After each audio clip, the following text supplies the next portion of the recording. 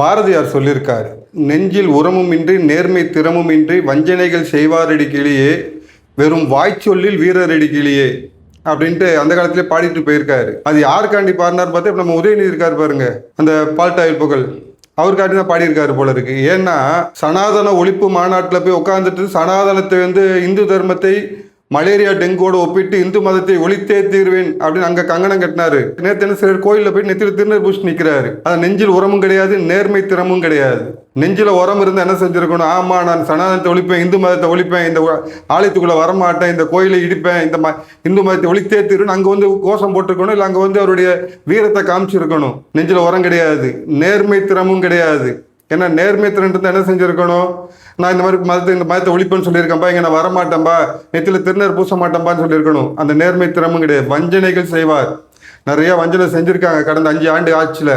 இடிக்கப்பட்ட கோவில்கள் 100க்கும் மேற்பட்ட கோயில்கள் இடிக்கப்பட்டன. அந்நியர்கள் அழுதாங்க, குழந்தைகள் கதறி அழுதுச்சு, கோயில் கோபுரம் அப்படி இடிஞ்சு விழுந்துச்சு. இவங்க ஆட்சியில் இவங்க இடிச்சதுனால கோயில் கோபுரம் அப்படி இடிஞ்சு விழுந்துச்சு, மனதெல்லாம் நொறுங்குச்சு. அப்பேற்பட்ட பாவிகள் இன்னைக்கு கோயிலுக்கு கால வைக்கிறானுங்க. கொஞ்சம் கூட அவங்களுக்கு வைக்கமான சூடு சோறனே கிடையாது. ஆட்சி அதிகாரம் வேணுங்கிறதுக்காண்டி எதை வேணாலும் செய்வாங்கன்ட்டு பெரியார்னு சொல்றாங்க. ஈவே ராமசாமி சொல்லிட்டு போயிருக்காரு, இந்த திமுக கழகத்துக்காரனுங்க ஆட்சி அதிகாரத்துக்காக எதையும் செய்வானுங்க, பொண்டாட்டியை கூட கூட்டி கொடுப்பானுங்க அப்படின்னு சொல்லிட்டு போயிருக்காரு ஈவே ராமசாமி. இந்த போட்டோ வச்சிருப்பாங்க, தந்தை பெரியார்னு வச்சிருப்பாங்க. அவர் சொல்லியிருக்காரு, கழகத்துக்காரன்கள் பணம் பதவிக்காக தன்னுடைய மனைவி மகளையும் கூட்டி கொடுப்பானுங்கன்ட்டு. இன்னைக்கு மதத்தையும் கூட்டி கொடுத்து மதத்துக்கு முன்னாடி நிற்கிறானுங்க. அங்கே போனால் தென்னை மரத்தில் ஒரு குத்து, இங்கே வந்தால் பனை மரத்தில் ஒரு குத்து அப்படின்ற மாதிரி அங்கே போய் நின்று சனாதனத்தை ஒழிப்புங்கிறது இங்கே நெத்தியில் திருநீர் பூசிட்டு நிற்கிறது. இந்த நேர்மை திறமை, அதை கொள்கை பிடிப்பே கொஞ்சம் கிடையாது. இவங்களோட கொள்கை என்ன? கொள்ளையடிக்கிறது, கூட்டணி சேர்றது, கொள்ளையடிக்கிறது. இதுக்கு ஒரு கட்சி, அதுக்கு ஒரு ஆட்சி. கடந்த 5 ஆண்டுகால ஆட்சியில கஞ்சா புழக்கம் இல்லாத கிராமம் இல்லாமல் போயிருச்சு. 2 நாளைக்கு முன்னாடி பார்த்தா பள்ளிக்கூட மாணவன் 12 வயசு 13 வயசு பையன் நினைக்கிறேன், தண்ணி அடிச்சுட்டு போதையில உளறிட்டு கிடக்குறான். இதெல்லாம் நம்ம கண்ணு முன்னாடி பட்டுக்கிட்டே இருக்கு. இந்த 5 ஆண்டுகால ஆட்சியில ஒவ்வொரு நாளும் நமக்கு உணர்த்தி கொண்டே இருந்தன. திராவிட முன்னேற்ற கழகத்திற்கு நம்ம போட்ட ஓட்டு நம்ம எங்க கொண்டு நிப்பாட்டி இருக்கு பாரு அப்படின்ட்டு, எங்க கொண்டு நிப்பாட்டி இருக்க பத்தியா அப்படின்ற மாதிரி உங்கள் கண்ணு முன்னாடியே பார்த்தோம். எத்தனையோ குழந்தைகள் கஞ்சாவுக்கு அடிமையானது, எத்தனையோ குழந்தைகள் போதைக்கு அடிமையானது, எத்தனையோ மாணவ செல்வங்கள் மாணவிகள் தண்ணி அடிச்சதை பார்த்துருக்கோம்.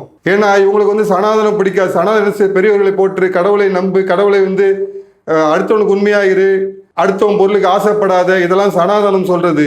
ஆனால் திராவிடம் என்ன சொல்லுது? அடுத்தவன் பொருள் ஆட்டையை போடு, அடுத்தவன் பொண்டாட்டி ஆட்டையை போடு, அடுத்தவனுக்கு குடிக்க வை, அதை வச்சு நீ கூத்தாளியோட உட்காந்துட்டு இந்த மாதிரி கேடுகட்ட கலாச்சாரத்தை நம்மளை புகுத்துறதுக்காண்டி இன்னைக்கு இவனுக்கு திருநீர் பூசிட்டு வேஷம் போட்டு நிற்கிறாங்க. இந்த திருநீர் வேடமிட்டு வரும் இந்த கபடதாரிகளை நம்ம நம்பினோம்னா நாளைக்கு நம்ம நடுரோட்டில் நிற்கிற மட்டும் நம்ம குழந்தைகளை நடுரோட்டில் நிற்க வச்சிருவானுங்க. வெறும் நிற்க வச்சிருவாங்க, போதையில் நிற்க வச்சிருவானுங்க, வெறும் அம்மனமாக நிற்க வச்சிருவாங்க. இப்படியே போய் நீங்கள் ஓட்டு போட்டுட்டு இருந்தீங்கன்னா நாளைக்கு போதையில் உங்களுடைய குழந்தைகள் ரோட்டில் அம்மனமாக நிற்கும்.